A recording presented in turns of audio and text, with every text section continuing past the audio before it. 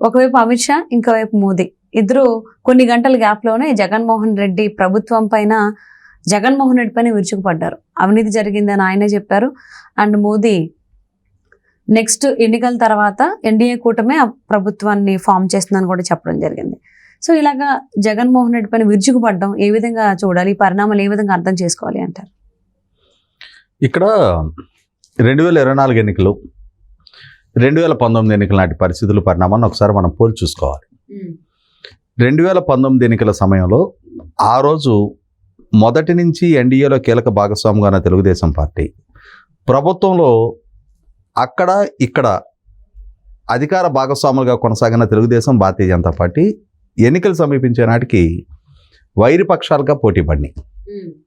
ఆ పోటీ పడిన సందర్భంగా ఒక రకమైన అంటే నరేంద్ర మోడీ గారిని ఓడించాలి అని చెప్పని చంద్రబాబు నాయుడు గారు జాతీయ స్థాయిలో ప్రతిపక్షాలని కూటమి కట్టే ప్రయత్నం చేశారు. అదే సందర్భంలో చంద్రబాబు నాయుడు గారిని ఓడించి తీరాలి అని చెప్పని భారతీయ జనతా పార్టీ శ్రేణులు కూడా అవసరమైతే జగన్మోహన్ రెడ్డి గారు గెలిచినా పర్వాలేదని చెప్పని భావనకు వచ్చేసిన తీరు చూసాం. ఇది అంటే తంతే గారెల బుట్టలో పడ్డారంటారు కదా, అట్లా జగన్మోహన్ రెడ్డి గారికి కలిసి వచ్చింది. ఓకే, చంద్రబాబు నాయుడు గారిని ఓడించాలి అనే లక్ష్యంతో ఉన్న భారతీయ జనతా పార్టీ జగన్మోహన్ రెడ్డి గారు గెలిచినా పర్లేదన్న భావనకు వచ్చేశారు. ఆ పరిస్థితిలో పూర్తి స్థాయిలో వ్యవస్థల మద్దతు కూడా జగన్మోహన్ రెడ్డి గారికి అనుకూలంగా పనిచేసింది. అంతిమంగా చంద్రబాబు నాయుడు గారు ఓడారు, జగన్మోహన్ రెడ్డి గారు నెగ్గారు. అంటే అక్కడి నుంచి జగన్మోహన్ రెడ్డి గారికి కేంద్ర ప్రభుత్వంతో ఒక హనీమూన్ పీరియడ్ నడిచింది.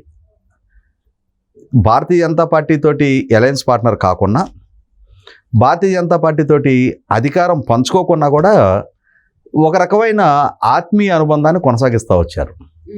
భారతీయ జనతా పార్టీ ప్రభుత్వానికి అవసరమైన ప్రతి బిల్లులోనూ వీరు మద్దతు ఇస్తూ వచ్చారు.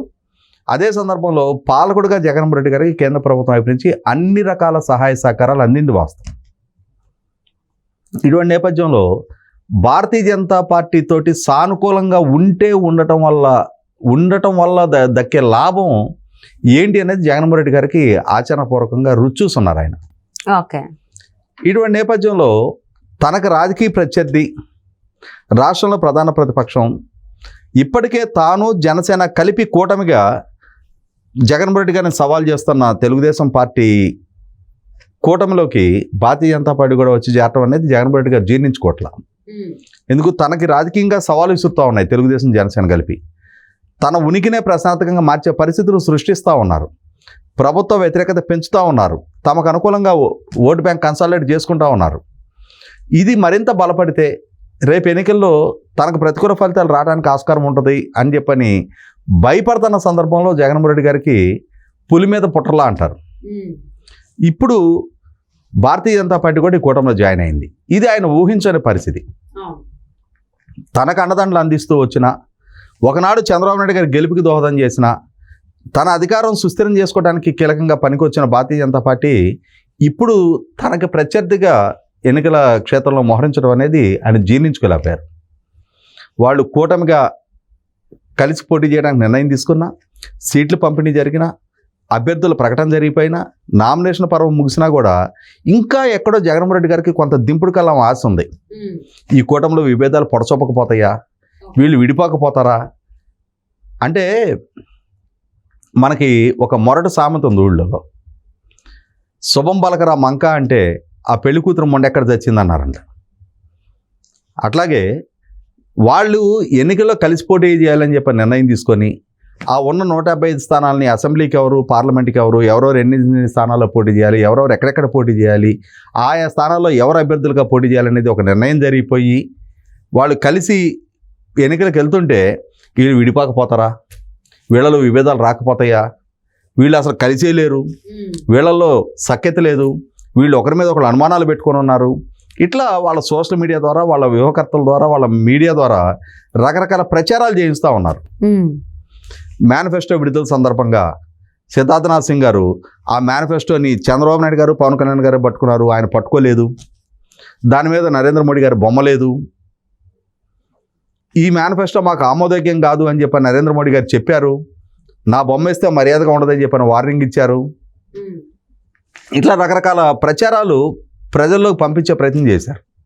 నిజమేనేమో ఈ ఇద్దరు ముగ్గురు మధ్య సఖ్యత లేదేమో అని చెప్పని ప్రజలు అనుకోవాలి. ఇంకొక అడుగు ముందుకేసి కొంతమంది తమకు లాయల్గా ఉండే భారతీయ జనతా పార్టీ నాయకుల చేత ఈ మేనిఫెస్టోతో మాకు సంబంధం లేదు అని చెప్పని మీడియా ముఖంగా చెప్పించే ప్రయత్నం కూడా చేశారు.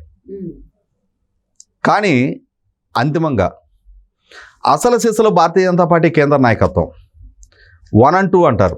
ప్రధానమంత్రి నరేంద్ర మోడీ గారు, ద్వితీయ స్థాయిలో ఉన్న అమిత్ షా గారు. మీరు ఇందాక ప్రస్తావించినట్టుగానే నిన్న ధర్మవరంలో అమిత్ షా గారి ప్రసంగం విన్నాం. ఇదే అమిత్ షా గారి ప్రసంగం 4 నెలల నాడు విశాఖపట్నంలో విన్నాం. జేపీ నడ్డా గారి ప్రసంగం శ్రీకాళహస్తిలో విన్నాం. రాజ్నాథ్ సింగ్ గారి రక్షణ మంత్రి హోదాలో అనకాపల్లిలో సీఎం రమేష్ గారి నామినేషన్ సందర్భంగా విన్నాం. నిన్న ఆదోనిలో విన్నాం. ఎవరు ప్రసంగించిన ఒకటే చెప్తున్నారు, జగన్మోహన్ రెడ్డి గారి ప్రభుత్వంలో అవినీతి, అరాచకం, ఆక్రమణలు రాజ్యం వెళ్తూ ఉన్నాయి. ఇసుక మాఫియా, లిక్కర్ మాఫియా, భూ మాఫియా, మినరల్ వెల్త్ మాఫియా అన్ని విధాల దోపిడీ చేస్తూ ఉన్నారు. జైలుకి పంపిస్తామని చెప్పని రాజ్నాథ్ సింగ్ గారు చెప్పడం జరిగింది. నిన్న అమిత్ షా గారు రాష్ట్ర సర్వతోముఖ అభివృద్ధి కోసం మేము కూటమిగా పోటీ చేస్తున్నాం, జగన్మోహన్ రెడ్డి గారి వల్ల ఆపివేయబడ్డ అమరావతి పునర్నిర్మాణం కోసం మేము కూటమిగా ఏర్పడ్డాం, తిరుపతి శ్రీవారి పవిత్రతను కాపాడటం కోసం కూటమిగా ఏర్పడ్డాం, తెలుగు భాష మనుగడ కాపాడటం కోసం కూటమిగా ఏర్పడ్డాం, రాబోతున్నది ఎన్డీఏ ప్రభుత్వం,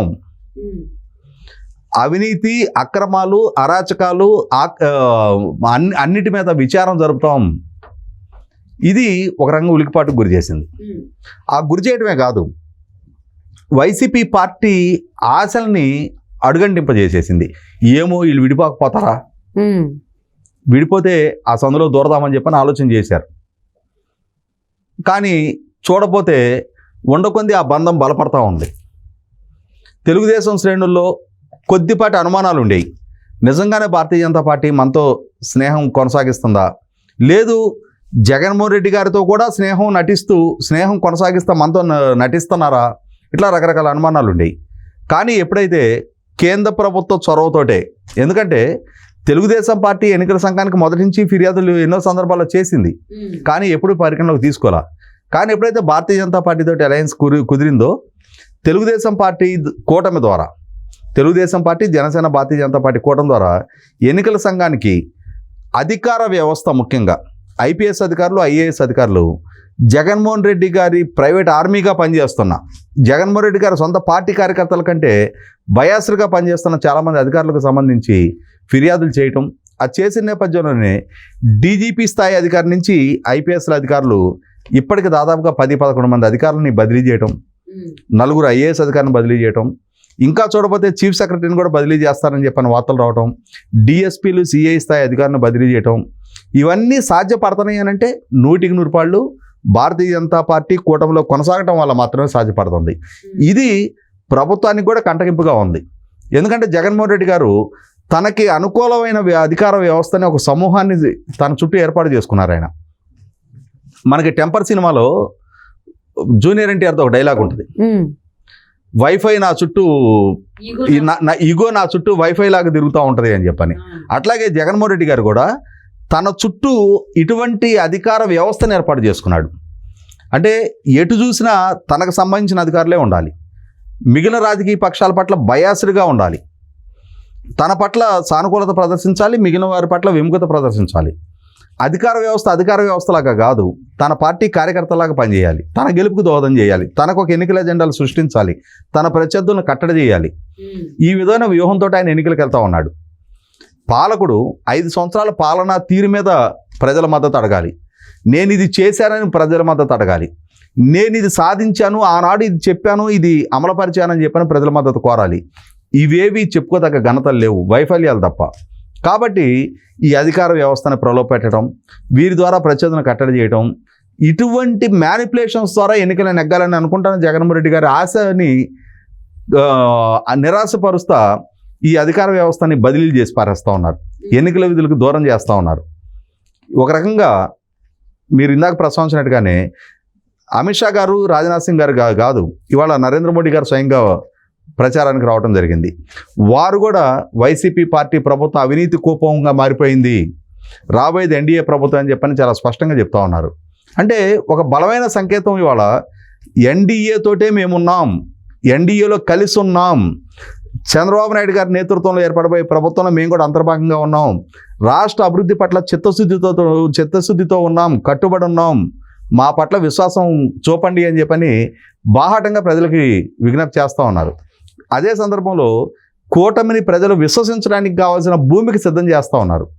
జగన్మోహన్ రెడ్డి గారిని కట్టడి చేయడానికి కావాల్సిన భూమికి సిద్ధమవుతూ ఉంది. ఇటువంటి నేపథ్యంలో ఖచ్చితంగా అటు భారతీయ జనతా పార్టీ కేంద్ర నాయకత్వం చూపిస్తున్న ఈ వైఖరి ఇటు కూటమి విజయావకాశాలని మెరుగుపరుస్తుంది, జగన్మోహన్ రెడ్డి గారి ఆశల మీద నీళ్లు కుమ్మరిస్తుంది అనేది వాస్తవం. అవును. సో చాలా మందికి డౌట్ ఉండేది బీజేపీ అధినాయకత్వం జగన్మోహన్ రెడ్డితో ఉందేమో అని. బట్ ఈ జరిగినటువంటి 48 గంటల్లో మోదీ అలాగే అమిత్ షా మాట్లాడినటువంటి మాటలు ఏవైతే ఉన్నాయో దాంతో అవన్నీ కూడా పటాపంచలేకపోయి నేను చెప్పాలి. సో మోదీ కూడా చెప్పడం జరిగింది ఖచ్చితంగా ఎన్డీఏ కూటమి గవర్నమెంట్ ఫామ్ చేస్తుందని, అదే జరుగుతుందని చెప్పి ఆశిద్దామని.